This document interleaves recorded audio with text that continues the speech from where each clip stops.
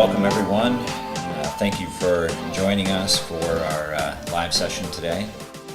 My name is Jason Miller. I am the founder and CEO of BitLyft, and with me today I have Mike Skeeth. And, we're going to be discussing a couple of topics today. Today's May 24th. Wherever you're at, good morning or good afternoon, and we're glad you're joining with us today. I'm going to be sharing a little bit about what BitLyft is, but for the majority of today's conversation, it's going to be topical around things that we've learned and want to share with you. And so today is really going to be no sales presentation at all, but it's going to be a lot of knowledge and information that we've learned over the years. I've been in the industry since about 1996. And so lots of years in IT and cybersecurity, and really watched it evolve, and gets us where we're at today. And so with that, I'll turn it over to Mike, and he can introduce himself, and then back to me. I'm Mike Skeeth, as Jason introduced me. I'm the director here at BitLyft of the SOC and the operations. Awesome. Thanks, Mike. So I was reading in preparation for our talk today, and just some of the information that I was looking at as we're here in 2022, as I mentioned, getting close to the end of May. A lot of the reports are talking about how the CISOs feel and how the IT security organizations feel about their posture, right? And so one of the reports that I was reading about was really the Proof Point sends out its annual voice report on how the CISOs feel about the organizations. And this is really like mid-size to large organizations. They have a CISO, right? So they most likely have some sort of good budget, good dollars to afford a CISO on staff, as well as probably other individuals and software tools inside the organization. But what they were saying is that the CISOs feel much more in control of their environments today in 2022 than they did over the previous years. And that feeling is really coming from their organization being at risk of a material breach, right? Now, they did say that 48% of them felt like they were in a better position or a better posture to defend themselves from a cyber attack. And that number of 48% is down from 64% from the previous year. And the reason why I bring this up is because it's a feeling, right? So as I read through the Proof Point's annual voice report, they really pointed out that, a lot of this is a feeling, right? However, one of the things after I walked away from reading that report is you need tangible evidence, right, of what are the tangible things that we're doing that actually give us the feeling of increasing our cybersecurity posture, right? So with that, it's just kind of a nugget of information for you to digest as you're securing your organization and you're making decisions inside your security teams. Make sure that it's tangible evidence, right, that is actually increasing your cybersecurity posture versus just a gut feel, right? So with that, I'm going to introduce you guys to BitLyft and a little bit of what we do so that it gives context of the topics and the things that we're going to be talking about today. So with that, BitLyft is a cybersecurity company that we do visibility with SIM tools, as well as some other tools that we've created in the background. And then we have a SOC, a Security Operations Center, 24/7, 365 here in the state of Michigan. And then we have built our own SOAR platform. It's to speed up efficiencies inside of our SOC team members. One of the biggest things that we see as a challenge in the space is speed to remediation of a threat or activity that's happening inside the environment. And so as we looked out into the landscape of the challenges, was all of these platforms and tools in the space that could do a fairly decent job at alarming or alerting. But what that does is that now puts the onus on whoever that alarm or alert is going to quickly, jump onto it and remediate the problem and start to identify. The investigation word comes to mind real quick here. And then we quickly have also figured out that we needed to have a central threat intelligence in everything that we do. And so over the last 5 years since I started the company in January of 2017, we quickly identified that we needed a central threat intelligence that was curated data in real time from every one of our customers, so that we could actually properly give them recommendations and point them in the right direction around, like, what is it that you need to be fixing and changing inside of your environment. And then these are the threats that are actually threatening your environment, not these over here, but these right here. And that helped, right? And it really leads well into our discussion today, which is going to be demystifying a lot of the landscape and helping you make better decisions going forward. That's probably one of the biggest things that our customers ask us for is that, hey, now that you're seeing our environment for 3 months, 6 months, 9 months, a year, is help us demystify, help us make some decisions, help us with what is actually attacking our environment and what should we be worried about, and what is not attacking our environment and what should we not be worried about today. So with that, I'm going to bring up a slide that I've got here, and it's really titled "Breaking Through the Confusion." And this is where we spend quite a bit of our time with customers, is just that understanding this landscape. So I'm sharing with you, this is not an image that BitLyft made. This is a this is an image that Momentum made. But I think giving them credit to show this is probably not every logo that I'm showing. Right?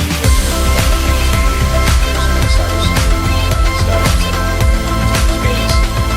But what this shows us is that these are all of the tools possible to protect your environment. And this is where I'd like to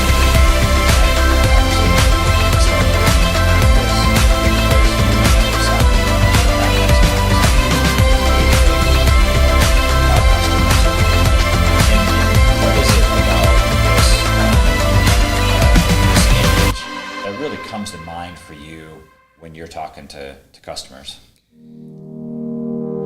But it's overwhelming, right? That's the first thing that comes to mind. It is. Each one of these sections have so many questions of what's best, what do they really do, what features are in there. Look at just network and infrastructure security. I'm just picking the top left one.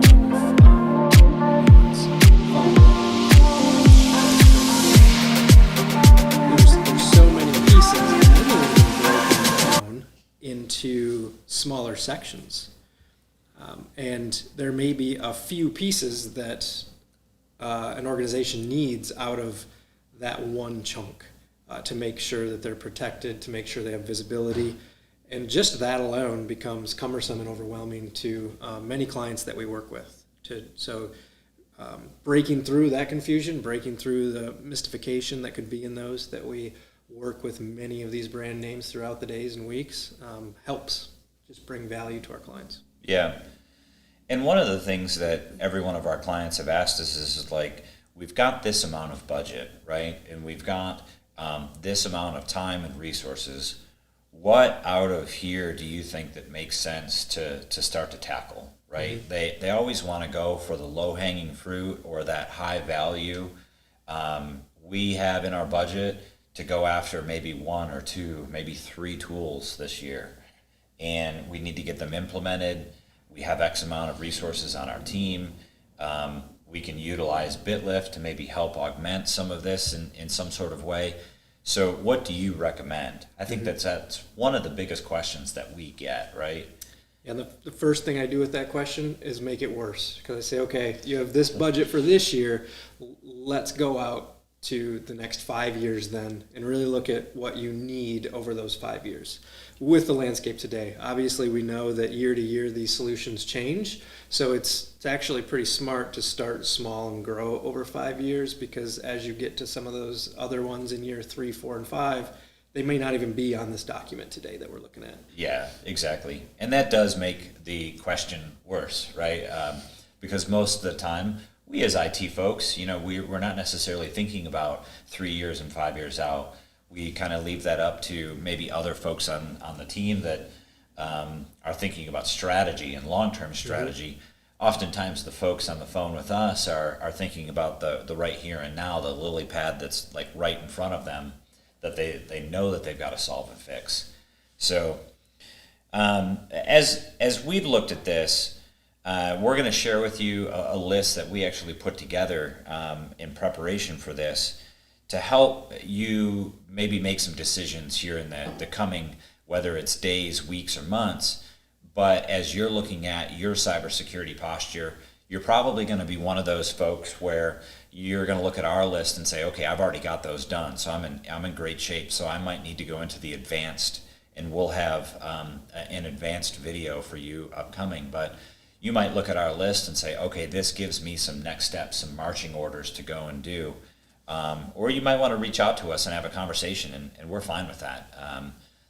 We have conversations all the time with people that necessarily aren't our customers yet, but we can help guide and direct on what we're seeing. So the other thing I want to point out to you is that everything that you're seeing inside of this chart, there is good context to each one of these tools. You may see these tools and maybe not understand why or how, or I don't really need that. But when you actually start to think about the cyber attack surfaces and the way that somebody could cyber attack you, there is validity and context around each one of these tools needed. So as we move forward, we really want to talk to you about a layered approach when you're discussing risk mitigation here. So that layered approach is, in our mind, it requires a couple of tools. It also requires resources on your team, and it requires really a thought strategy, a well thought out strategy. So with this, we're going to take some time to discuss each one of these tools and the reasons why we see them as critical. Now, these tools, I will tell you, they're not in priority order, but we see them as a necessity inside of your environment. And it's just because our years of experience, what we've seen both during incident response, before when a client was clean, and then as maybe somebody had a problem, we would then discuss it.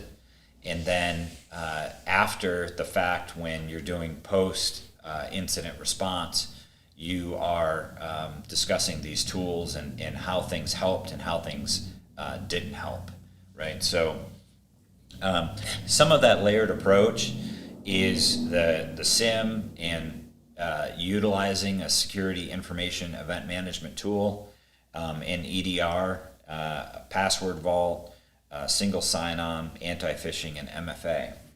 So you might be saying, well, hey, this list isn't it, and you're right.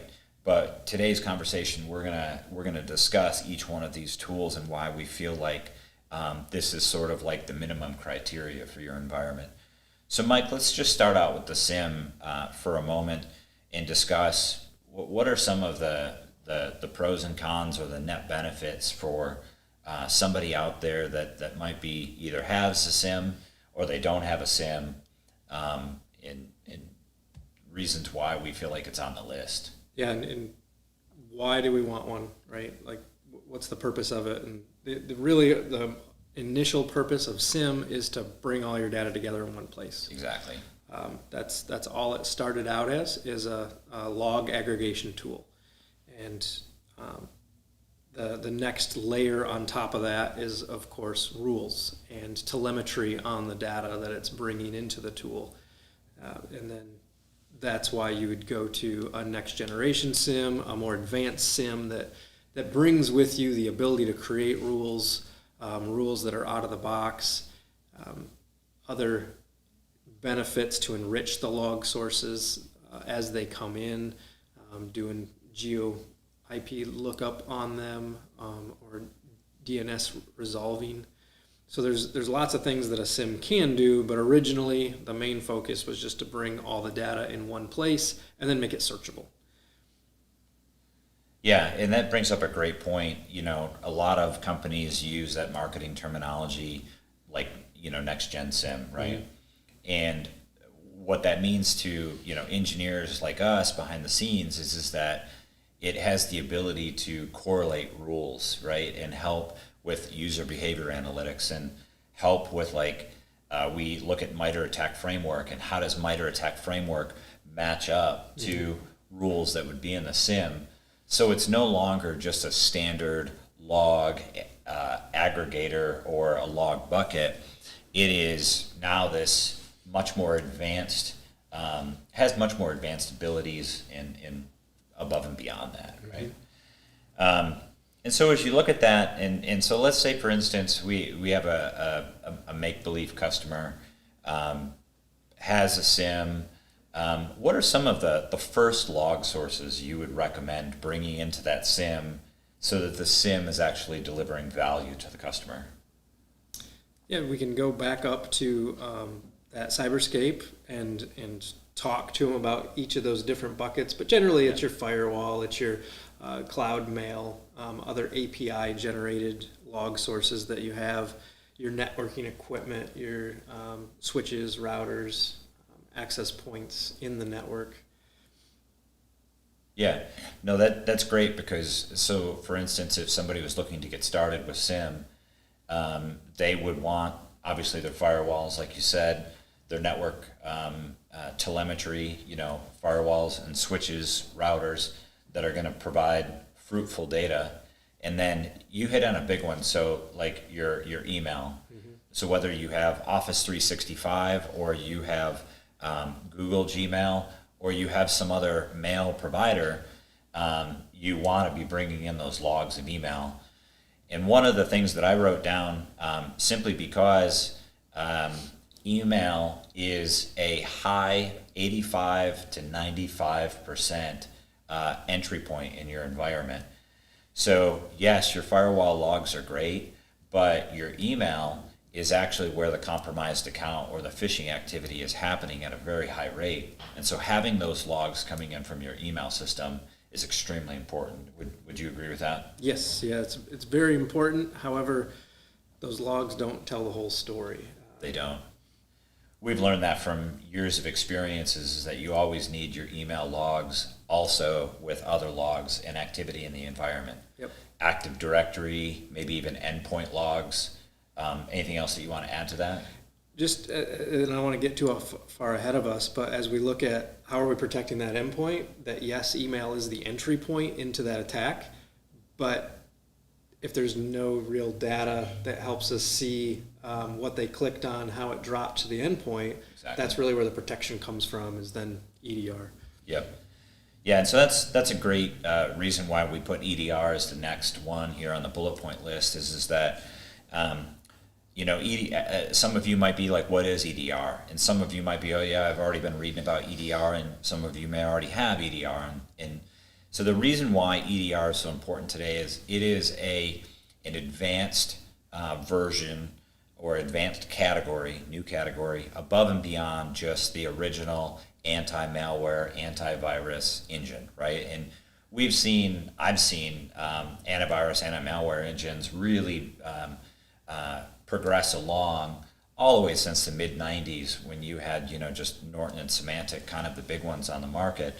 And now today you've got CrowdStrike and SentinelOne and, Carbon Black and Cylance and really a lot of there's like 4 or 5, 6, sort of major players in the EDR space.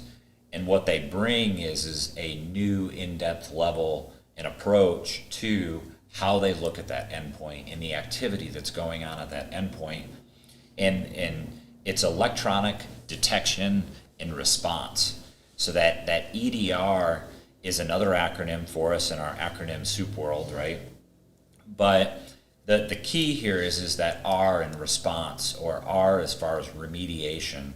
I've seen it categorized a couple different ways, and I'm not here to argue about it, but we need an ability to detect and respond, and that's where you see a lot of these tools going today. Mm-hmm. And Mike, like what you said, is that email is the entry point, and now it got onto that laptop or to that device, whatever that device may be, and you want an ability to respond to that device, right, that endpoint. What are some of the important, logging aspects that you, or I won't pin you into just logging aspects, but when we talk about EDR, what's important to you in when you're sharing that with our customers? Yeah, so one of the best EDRs in the landscape today doesn't have great logs, but it does a great job as protecting the environment, protecting that endpoint, and that's ultimately the most important piece. We are able to use the logs from that tool to correlate to other pieces, but when they trigger, it still requires someone to go back to another screen into that platform to investigate further. Yeah. However, we can trust that if someone clicks an email that they shouldn't have and it drops something on their computer, that's taken care of. And that really gets into policies. So the next thing that we try and really push on with a client is that if we're not helping you manage that EDR solution, we're at least coaching you on what should the policy and the configurations look like, right?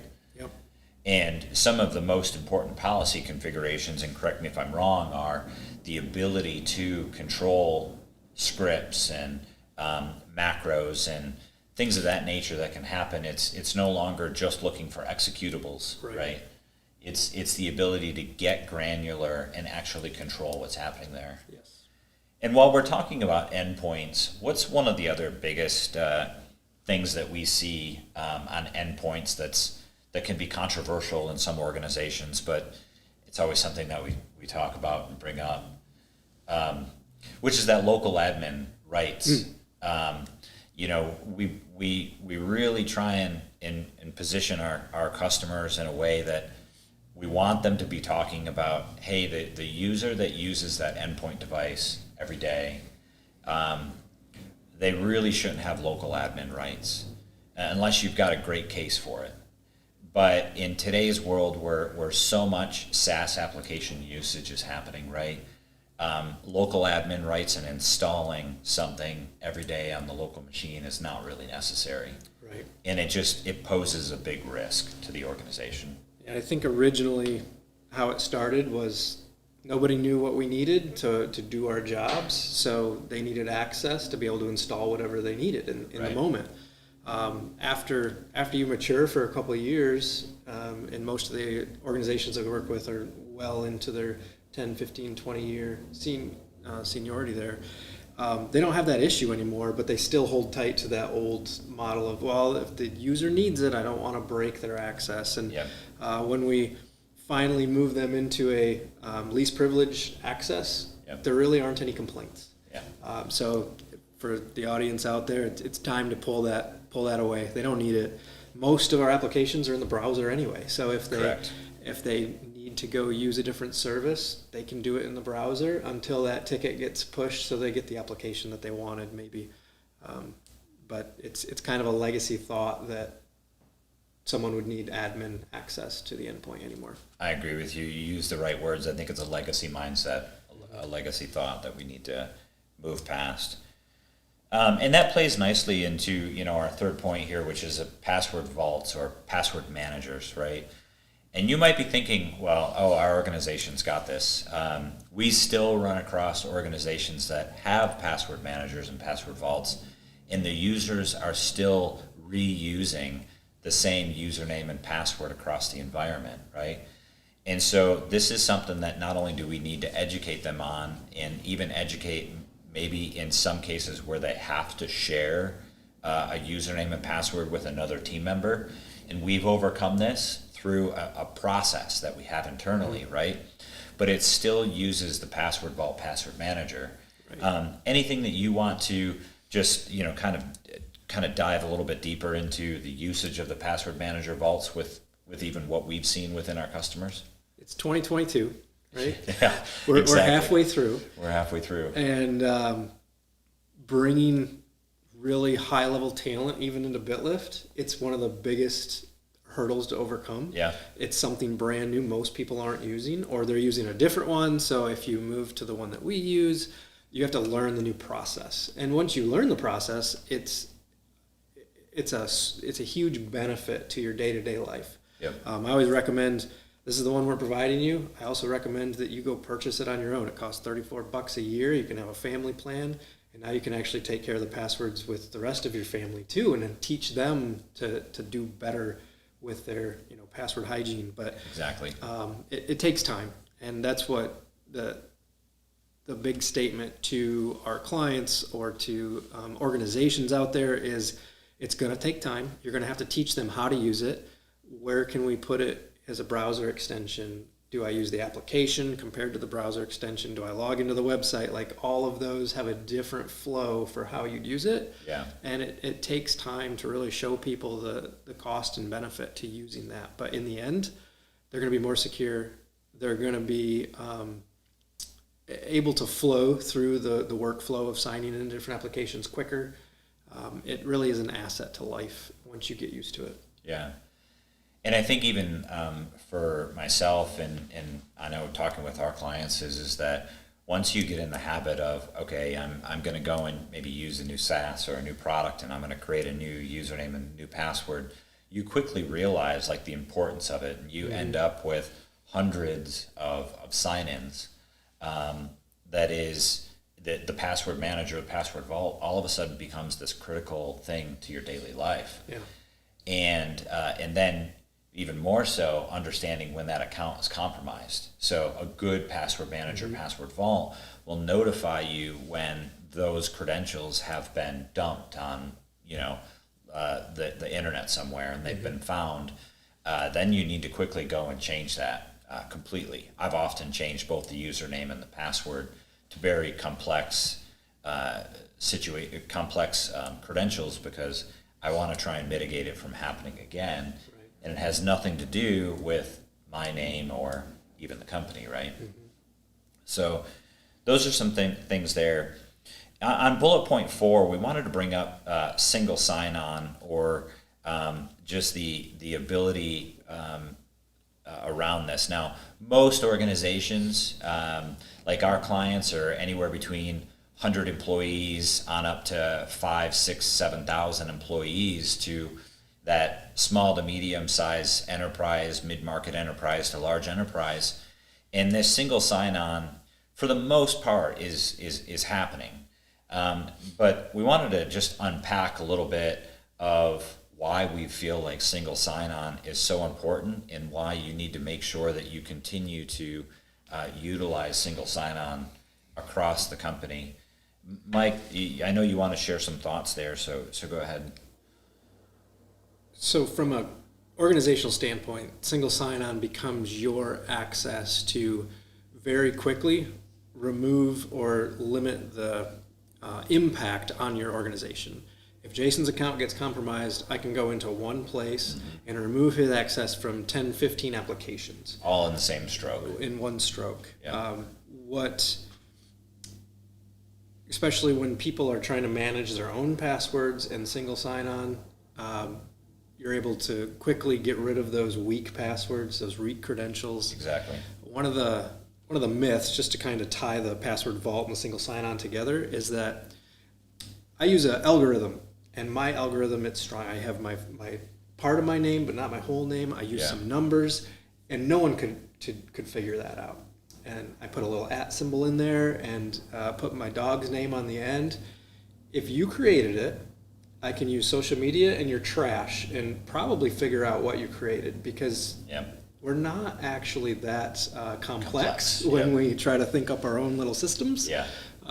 they always come close to us. So if you can use a system that creates automatic, complex generated, something that we'd never think of, Yep. never be able to come up with, it just removes that human element from it just a little bit more. Yeah. No matter how smart we think we're trying to be. Yeah, I often think about just over the last couple of weeks helping a local small business, and you know, the lady that I was working with, you know, she was like very open about, oh, you know, here's my password, and it was very much tied to her personally, you know, and I was like, okay, well, I don't really want you to share your password with me, one, and then two, once she did tell it to me and wrote it down, I was like, you really should think about a more complex password. And she's like, well, I do keep it in my password manager. And it's like, well, that's still not enough, you know, I mean, because this is still, like you just said, through social media and other methodologies, you could probably come up with this in pretty short order. So that password vault and the single sign-on, as Mike was mentioning here, they're very critical, right? They're tied to one another. I would highly recommend that this is part of that process, and it's also part of your procedures, right? That go company-wide. You know, getting this process in place, it becomes a procedure that onboarding an employee and offboarding an employee, they know how to do this, they're executing in this area, and they're trained. And it's sort of single sign-on in what you just mentioned around account compromise is a big deal. So this is actually one of the areas that we, I don't want to use the word train, but maybe educate or maybe improve our customers' posture is helping them get, if they're using Azure AD and they're stretching their Active Directory from an on-prem to Azure AD out in Azure's cloud, that we're getting them coached and increasing their security posture around, hey, we want to be able to go and kill that account in one location, right? So when the account does get compromised, we're actually able to kill that account in one location, and it kills access to all software in all locations with one switch. And doing that, you've now just created a lot less time, right, to have to go and do that. Before, you would say, well, what does this person have access to? And they had access to a whole bunch of software packages, and you'd have to manually go and try and log them out of everything. And then you'd have to verify it through log activity to make sure that you got them out of everything. So the old way was an introduction of a whole bunch of time and delay. Yep. The new way introduces a very much of a shortcut of time, and then it introduces also a promise that you've gotten them out of everything. So in that same thinking, as you're bringing new applications into the organization, think about SSO first. Does it integrate? Can you get single command into your system so that it's easier to integrate all your team members as well as, you know, onboard, offboard talent? And you use a word there that I don't want to skip over too quick, but single command, which is oftentimes, if it is Azure AD, you can use PowerShell to reset an account, right? And that is actually one of our automated modules inside of our platform, is when we do notice an account compromise in a customer's environment, that quickly automated response is that we can reset their password, log them out, and do the much needed steps, right? Right. Yep. So again, like what Mike is bringing up is a huge point. As you're thinking about adding new SaaSes or adding software applications to the business is always going to come with new things that it needs to do, right? Because the business needs to stay alive, it needs to grow, it needs to be agile. And so with that, you're going to need to come to the table with a requirements list. And we have this conversation all the time as BitLyft grows and BitLyft consumes new products and offerings, is we evaluate those products' maturity with, does it integrate with our SSO, and does it integrate with the logging that we require and things of that nature, because we need to make sure that we're keeping our SaaS applications and software applications secure. And if you're coming up to a point where you know you need to do it, eat that elephant first. It's huge to get that behind you now, so that it's less of a business impact the farther you grow and the more talent that you bring on. To disrupt the normal flow of your employees' day-to-day lives, take care of it now. It really will serve you years into the future. Passwordless is coming someday in the next 800 years, and we're all waiting for that. But until then, these things are going to protect us and help us all be secure. The one other myth that I want to mention on that is the thought that this is what my business needs, but I don't need to do this for my personal life because, I don't have anything like too risky in my own personal accounts. And that's just not true. You're as secure as you are for your company or not. If you have a small business or a large business or you just work a 9 to 5, it depends on how secure you are, how secure your company can be. And it's not so much of what an attacker could get from your information, it's how they could pretend to be you and then make everyone believe and get to the executive level maybe of management there through just well-crafted emails that portray themselves as you. I 100% agree with that. We have seen time and time again where executives, whether it's the CFO, the CEO, the CIO, really anybody inside the organizations, but it does seem to be a little bit more popular at the executive level where their personal life is intermingled with the business. They're doing personal things on the business issued device or laptop. And next thing you know, they're accessing their personal email on that device and vice versa. And so they start to cloud the difference between their personal life and their activities with business devices and business activity. And I can understand why, but now all of a sudden that starts to create a risk. It starts to create a situation where we have to monitor that in all aspects, and they have to be okay with it because they need to understand that they're posing a risk to the organization, the business. Mm-hmm. So then when you talk about a ransomware event, and we've seen it come from a personal email or a personal type of activity, 6, 7, 8 o'clock at night, they're perusing, the internet for something that they're trying to do personally, but it's on the work device. And then next thing you know, they downloaded some malware or something happened and they clicked on it. They gave up their credentials and they didn't realize it. And then, at midnight or 1 o'clock or 2 o'clock in the morning, activity starts to take place when the criminals realize what they actually have gotten hold of. So you bring up a great point, and it's something that we can discuss in a next video to deep dive into. But I want to get to this last point, which is the MFA, right? Multi-factor authentication. We've probably all had experience with it by now at some point, but we can't stress it enough. We still see organizations today where MFA is not being utilized and accounts are not being MFA'd. There is some challenges around some accounts, service accounts, and things of that nature where MFA plays a more challenging situation. But we want to really discuss, why should we be using MFA? Why should we be pushing in on multi-factor authentication across the entire organization? And in cases where we can, like service accounts, right? Thoughts to share there? I know that you have some.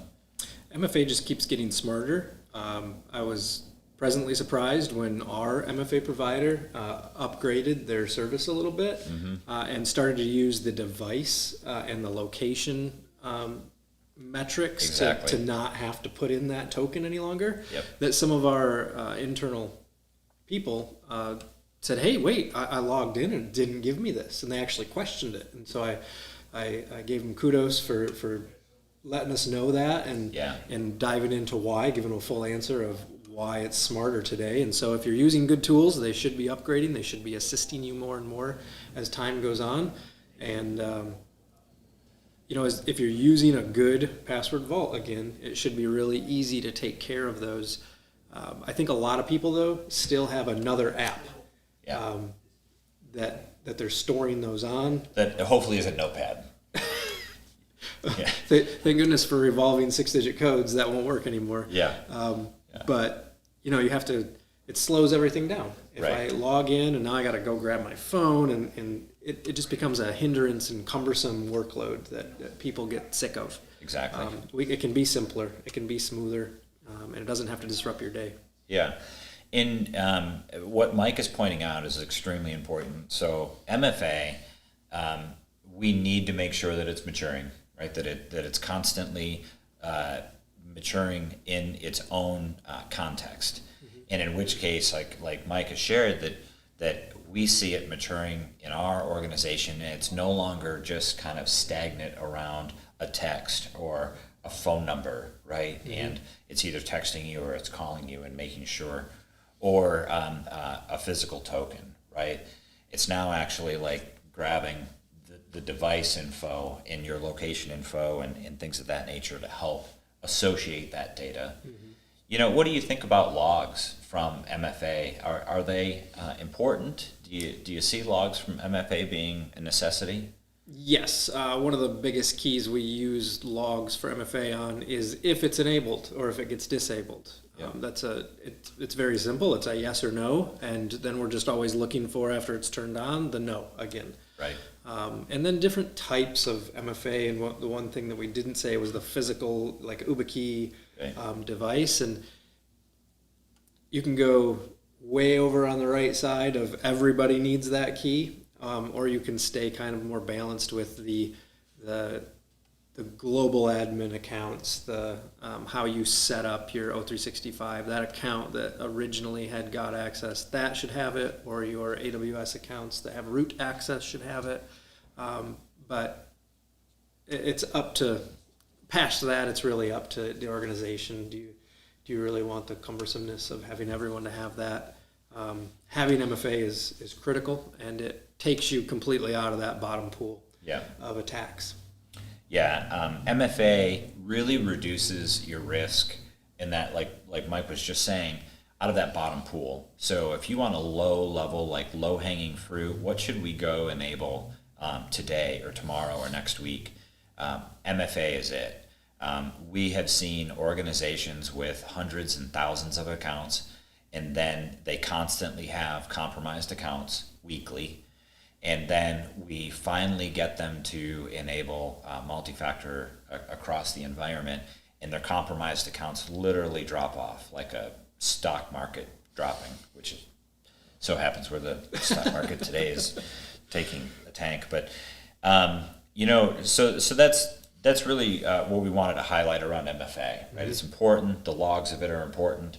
And then you even get into where, and you touched on this, which is we are looking for those accounts where the MFA is getting turned off, mm-hmm. right? So right in the logs, why did MFA for this account get turned off? Is there an alarm or alert being generated on that? Who has visibility to that mm-hmm. in the team? And then is that activity wanted? Right, or is that the initial phase of the account out in Azure AD or Office 365 was compromised, and the criminal somehow or another got past the first phase of MFA, got into the environment, disabled it, and now doesn't need it anymore for the rest of that criminal activity, mm-hmm. right? So mm-hmm. those are all things that you want to be looking for, and if you need help with those, get in contact with us. But these are things that we see all the time, and we're looking for inside of log activity and network activity, right? So as we move on here, the next set of things we really wanted to discuss as far as advanced solutions and benefits for organizations of every size is really looking over, network monitoring and log analysis kind of go hand in hand. But I'll let you jump in. Why is network monitoring and log analysis so important from your seat, Mike? I mean, just go ahead and describe what people would want to pay attention to there. Yeah, most of the time we see, you log the firewall and you log the endpoint. And so there's a whole lot of traffic that happens in between those two.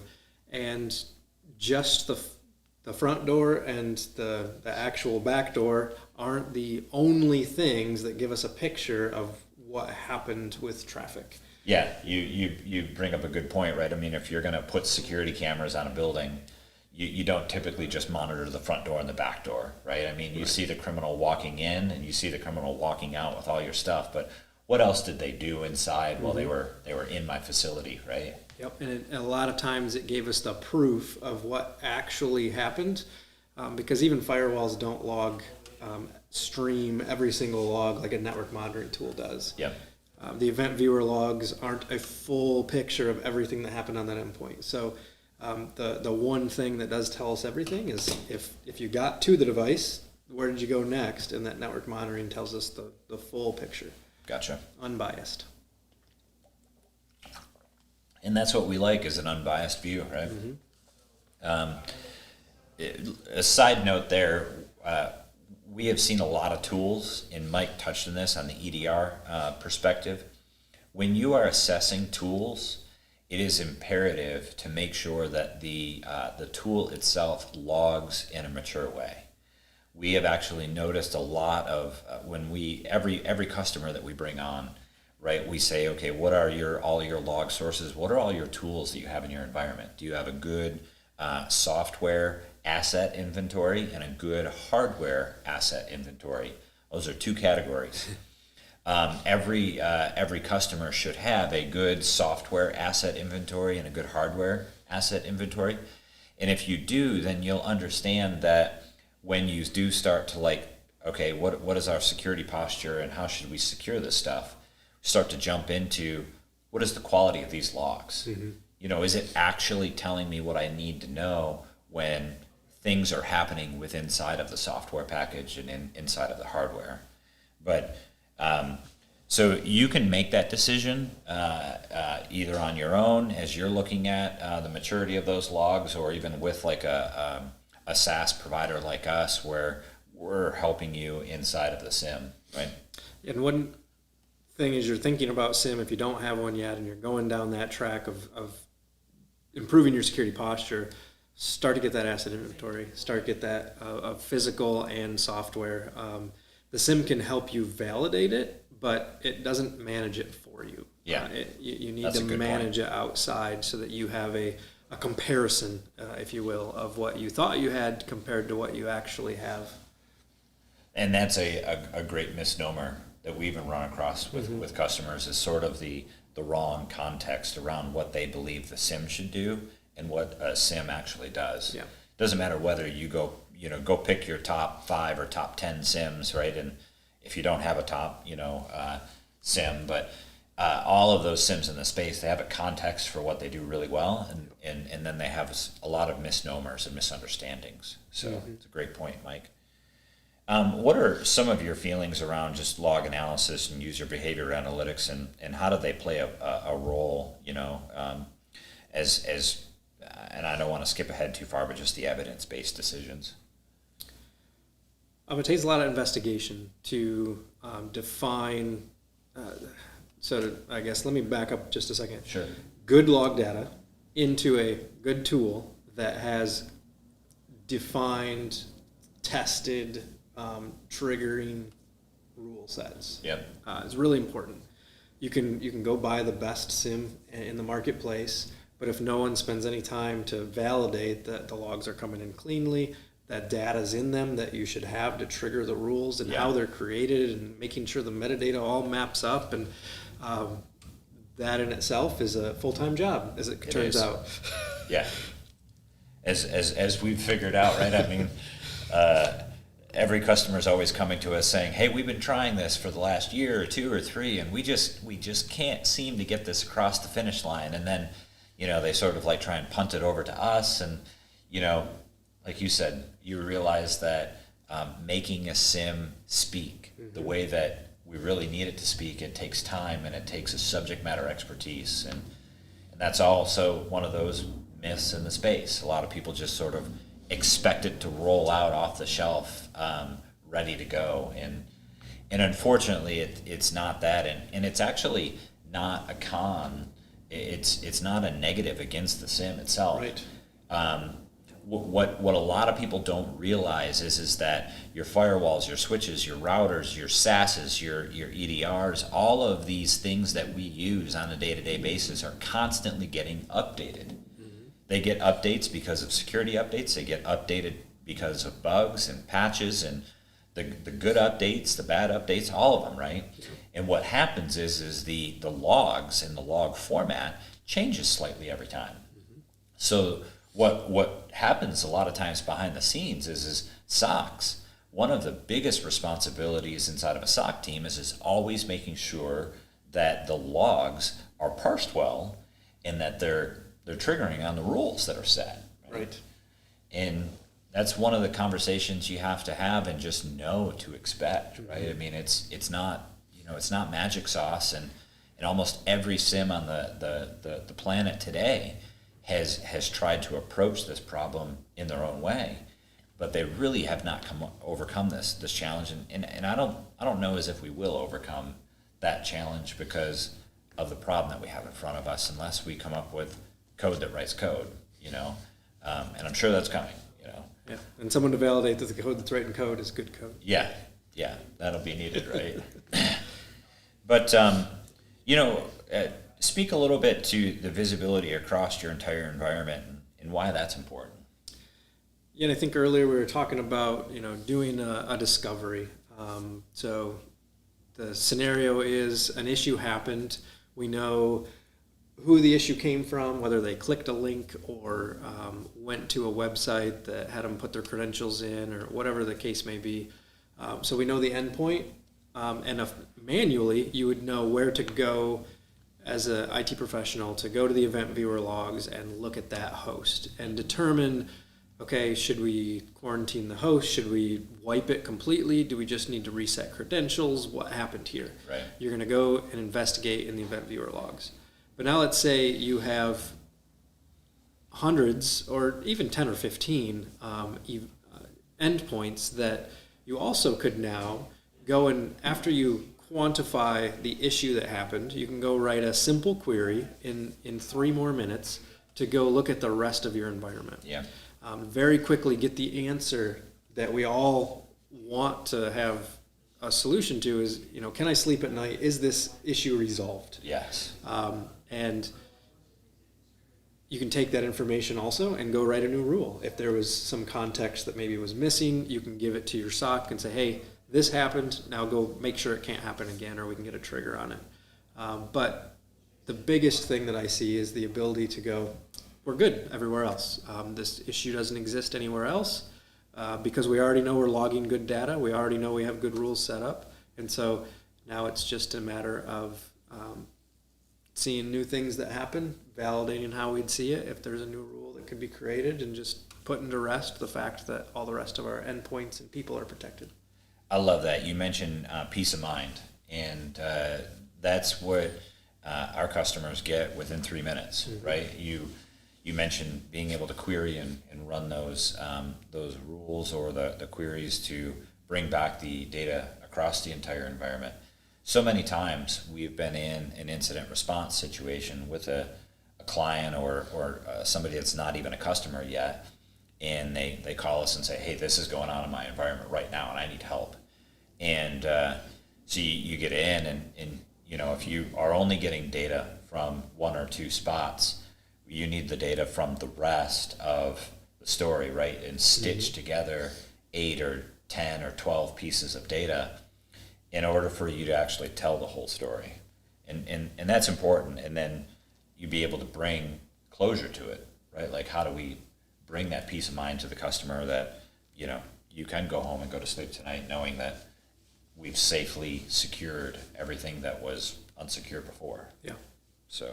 Yeah, we can take that as another time to go right through one of those. We've been through quite a few of them to just unpack what happens in that incident, what happens in that moment, and how do we stop it? Yeah. Right? Because deploying everything isn't a reality right away. So how do we quickly stop it to be able to then clean up tracks? Exactly. Get them safe again. And it comes down to evidence-based decisions. you don't want to hit panic button. You don't want to have, somebody flying off the handle, thinking we got to go do this across the entire environment right now. Or I've heard many times, run down to the network closet and start pulling the cables or cutting the cables. It's like, wait a minute, let's make some evidence-based decisions here. And before we start to panic, let's think about this calmly, right? And then it in a lot of ways, this is essential for meeting compliance. And yes. We have a bunch of customers that are compliance related, and I don't say that lightly. They need to make sure that they're logging for, the 3 to 5 to 7 years, right? And they're holding those logs in case anything went unnoticed, those needle in a haystacks that we've all read in the news, that something happened on month 3 and month 6 and month 9, right? But it was small enough where it didn't trigger alarm, but it was something that, you had to go back and look at the data over time. And a lot of those end up being large attacks that wind up in the news, but they were methodical. Those criminals were methodical. They were slow. They were patient, and at the right time in the right place, they attacked. But a lot of your compliance, the reason why we have a lot of compliance today is because big organizations, weren't taking cybersecurity to the seriousness level that they needed to years ago, and it ultimately forced, based on evidence and decisions, right? They realized we needed to do this. We need to hold these logs, and so that's where compliance really was driven from, right? You got Sarbanes-Oxley and a lot of the ones that we know today, GLBA and many more that I could mention, but they all derived from incidents that occurred and ultimately resulted in decisions and reasons why we need to be doing these things now. Mm-hmm. So, as we move on here, just kind of moving towards wrapping up, there is a lot of clients, a lot of customers, a lot of people that we talk to out there, and they're really wanting to go towards an automation, which we don't disagree with, but this is sort of our approach to it, which is the automation and human intervention. We feel like they're tightly tied to each other because the threat landscape is constantly changing. Threats that were out, a year and a half, 2 years ago aren't the same threats that we're dealing with today. Mm-hmm. So the automation and the response and the methodology of response is different today than it was then. And I want to just touch on this topic for maybe a few moments, but advanced detection, we're going to unpack this a little bit. What does advanced detection mean to you, Mike? You sort of talked about before, it's not just bringing in a general log and a log bucket, and it's not just having a rule on it, but it's all of the other things that we talk about around, the detection of it, right? That leads into automated threat remediation. Yeah, and part of that is knowing where an automated remediation makes sense, where it can assist you. It's not just automating everything, because right. Someday, sure, but there's a lot of steps to get that automation set up and working correctly and tested. And advanced detection, is really talking about what do we know, what don't we know, how do we put those pieces together when you have smarter EDRs coming in with mm-hmm. historical logs that haven't really changed. Event viewer logs haven't changed a lot in the last 10, 15 years. Very few event IDs have surfaced right. Other than new breaches or new issues that have come out in the last couple years. But being able to put those together through the minds of an analyst and put it into code to make it piece together what traditionally would only be able to be manually done with the SIM tools that we have at hand. Yeah. And I think in our conversations with not only internally, but even with customers has been advanced detection is really always looking for more data to be added to the correlation rules, right? Not just focusing on the 1 or 2 or 3 data points, but what other data can we get in here, and what other information can we get in here that the rule can help us quickly investigate or quickly identify that's going to enhance our detection methodologies, right? It's always asking that challenging question, not letting the detection method get stale or stagnant for too long, and always, amping that up. And like you said, what are we going to automate, right? I mean, I think of when Elon Musk was building the first, manufacturing facility for Tesla. He said right out of the gate, we put too many robots, in place. We tried to automate things that were actually a good thing for a human to do, but a bad thing for a robot to do.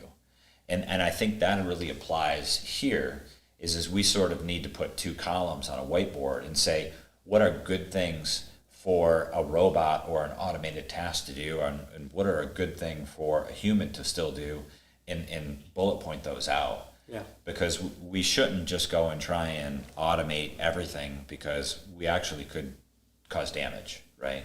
But there are some really great cases for automation in the security context. Yes. And that we can actually go over in another video, in our planning to talk about that. But just going over this, it's really that advanced detection, automated threat remediation can supercharge security analysts. It can. That's the operative word here.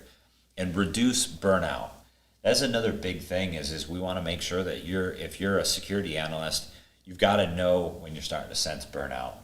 And we've even seen and experienced this both on the customer side as well as internally, is when a human being is forced to do sort of tasks all day long that they can start to miss things. They can start to miss threats because they're getting burnt out. And so it's really good idea to utilize tools and automation to help reduce that burnout. So Right. it allows them to do more with less chaos is where we really feel strongly about this. So just a couple of points here on utilizing that SIM, the security information event management, to help you with these areas, reducing the burnout, advancing detection models, and attaching a SIM to an automated platform like a BitLyft Air that can help do those mundane tasks that a security analyst really shouldn't be doing manually anymore. Looking at automated responses for incidents, and threats, alerts, and more. So we always are having conversations with our customers around, what are you doing manually today that you shouldn't be, or that you don't think that you should be? And let's discuss them, right? So that we can say, okay, yeah, that makes sense, or no, that doesn't make sense, or what's API driven and what's not API driven, so that maybe there is automation available, maybe there isn't, right? Maybe we need to move over to a PowerShell type of automation versus an API. And then what type of crowdsourced immunization data should you be looking at and ingesting through a central threat intelligence? I mean, there's a lot of threat feeds out there in the marketplace. Which ones have good data on them? Which ones have stale data on them is really important to identify. And then how could you look at that as immunizing your environment? You want to start to change this from a reactive mindset to a proactive mindset.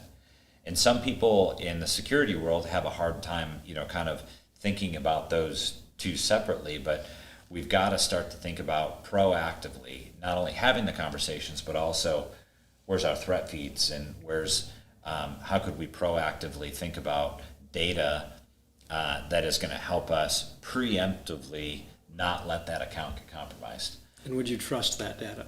Can you speak to it? Do you understand how it's getting updated, how it's getting enriched? And then, would you trust it to be the source of truth to lock that account, or to block that access, or whatever the case may be? That's important. And you said another imperative word there, enrichment of data. And that is so crucial inside of our SOC team, that enrichment of data is imperative in order to make decisions and in order to make it believable, right?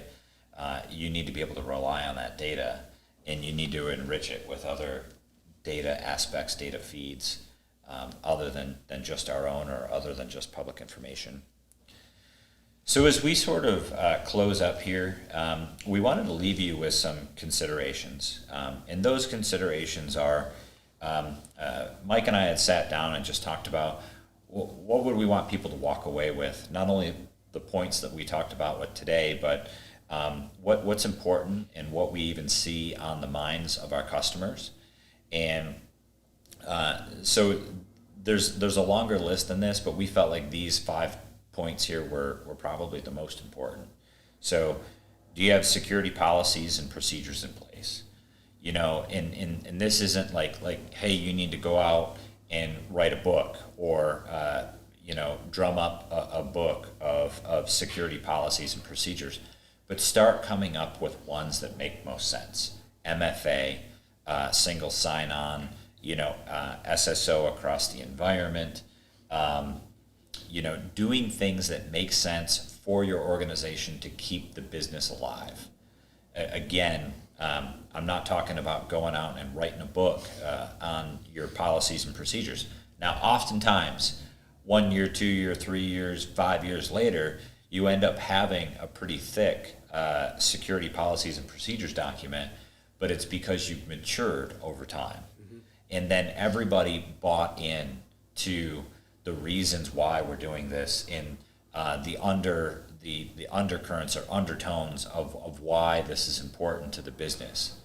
I had one just the other day, the payroll information changed for the employee's bank account information for direct deposit.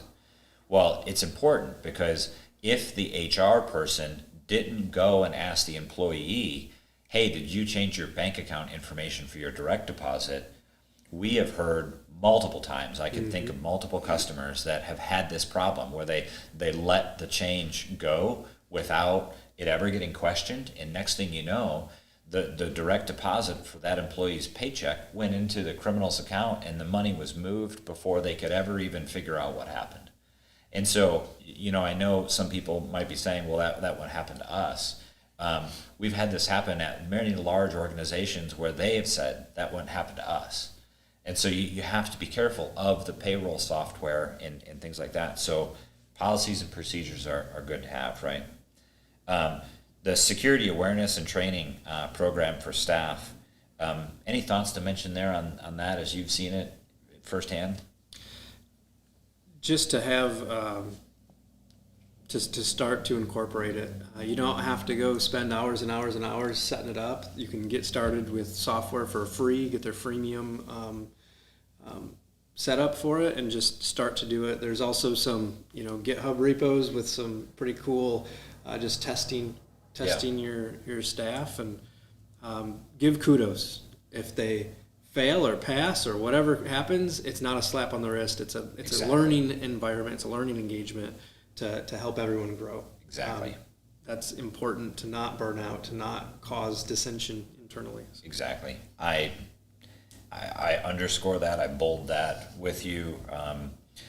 It's almost like you need to reward them when they do bad and when they do good, because you realize that you're training and educating them on something that they might not understand. Yep. And this is where we need to have kid gloves for a while, especially in the beginning days. Yep.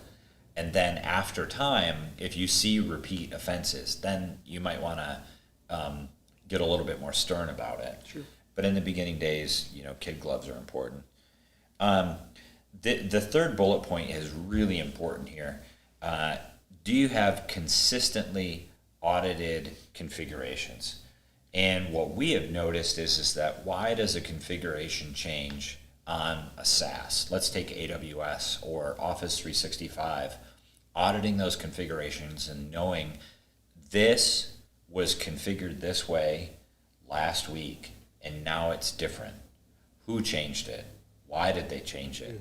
what was going on here, because of what role it may play in the security of the organization. And having that audit log of those configurations, think of routers, switches, firewalls. Who changed in ACL in the firewall? Who changed, these things? Those are all very important to have. And what was the context behind making that change? I could think of multiple data breaches that were public news, that happened because of a configuration change. And it wasn't audited. It was left for days and weeks and months. The employee forgot about that configuration change, but yet it had such an impact on the business, and then it was public and a data breach. And that could go back to policies and procedures, making sure that we're not making silly changes on Friday afternoon, Yes. that we're gonna forget and go on vacation for a weekend. Yes. Lots of thoughts into those that we could expound upon another day. Yeah, you're bringing up one of our customers that we talked to, but you're bringing that up, which is, Friday's a no change Friday, right? And especially before you're going on vacation, right? Yeah. You could make something happen, and then you're gone on vacation. You and I both want to go, someplace where there's no cell phone service, no email. That's where everybody wants to take their vacation, probably. And then, the place is burning down while you're gone. And when you come back, you may not have a job to show up to or a company to show up to. But I know we kind of went over number 4, which is, are you removing local admin rights from endpoints and servers?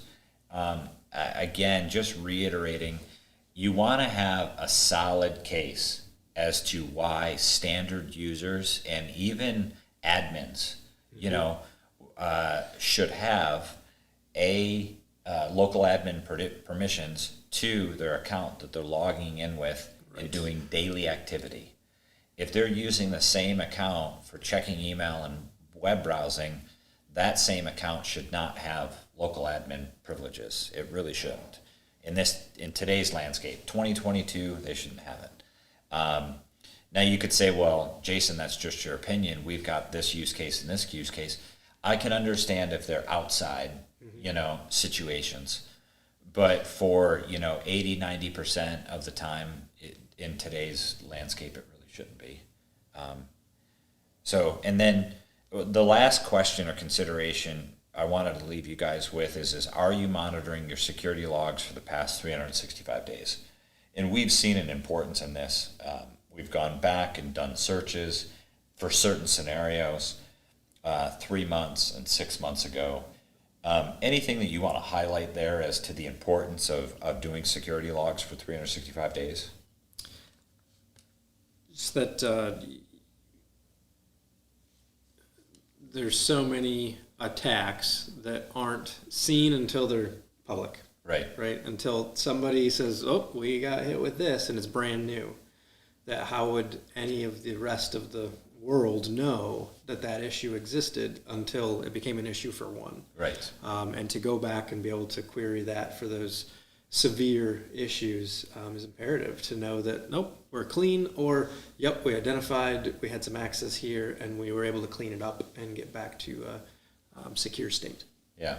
My mind goes to the Microsoft Exchange vulnerability where they proved there was criminal activity on 80,000 plus Exchange servers in the United States, and that it was actively being exploited, and the FBI went in and remediated. Oh, can we say that now? Okay. Well, I think we can say that. I mean, it is public information. It's on the news. We're about a year later, but the FBI is now, I guess, in the business of doing remediation. And we could actually validate that, yep, that was the FBI's IP address, and they did come in from a DNS record of their own and fix that server. Which is great. So thank you, FBI. Our taxpayer dollars are going to a great sort of need there. But with that, we're done. As far as today goes, we really appreciate you joining us for this session today. If you want, feel free. On our last slide is contact information for both myself and Mike Skeeth. Happy to have a conversation with you. Feel free to either give us a call or email us. And then be on the lookout for our next live session. We've got lots of topics lined up, lots of titles and things that we're going to be discussing that's probably going to be pretty interesting to you. With that, I hope you have a great rest of your day. Thanks a lot. Thank you.